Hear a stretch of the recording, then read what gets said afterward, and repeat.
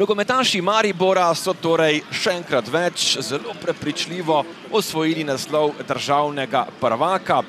Res, da ostajajo do konca še 3 krogi, toda imajo vsekakor željo v mariborskem taboru, da morebiti dosežejo še določene cilje, kot recimo biti najbolj učinkovita ekipa v ligi, pa recimo ekipa z najboljšo obrambo. Še vedno imajo v igri tudi igralca, ki bi lahko postal najboljši strelec, Luko Zahoviča. Hrvat z avstrijskim državljanstvom je bil rojen na Reki, kjer je tudi začel igrati nogomet. Zdaj pa si poglejmo priložnost za Aluminij, gol! 1:0 vodijo domači. Izjemno lepa kombinacija Aluminija in zadetek Vedrana Meseca. Ahmedi. Lepo naprej proti Bajdetu. Bajde proti Poharju, ki je takole miril.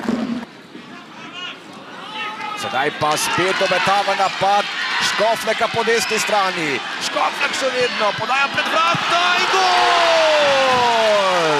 Podal pa je Kramer in ne Škoflek. Blaž Kramer je lepo prodrl po desni strani, imenitno podal pred vrata in Vedran Mesec se je veselil še drugega gola. Še drugi gol na tekmi za Vedrana Meseca.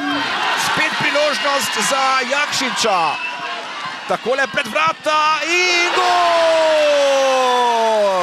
Blaž Kramer, neverjetno. V slabi minuti kar 2 gola Aluminija, ki zdajle vodi že s 3:0.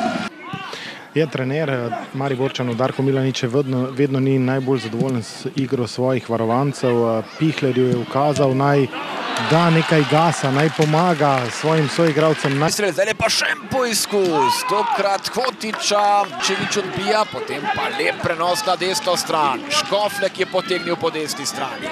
Škoflek v dvoboju z Uskokovičem streli prečka. Hotič iz takšnih položajev zna zadeti. Hotič in gol! Izjemno natančen strel Dina Hotiča. In v 87. minuti je izid 3:1.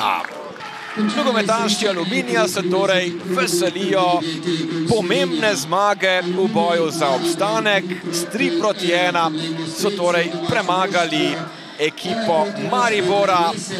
Vrlo zadovoljan, pogotovo sa igrom u prvom poluvremenu. Kao što sam rekao u najavi utakmice, mi smo željeli pobjedu, mi smo išli na pobjedu i to smo i ostvarili. Tako je, moram čestitati nasprotniku za zasluženo zmago. Prilagodili so se odlično, izvedli te super kontre, v katerih so zadeli.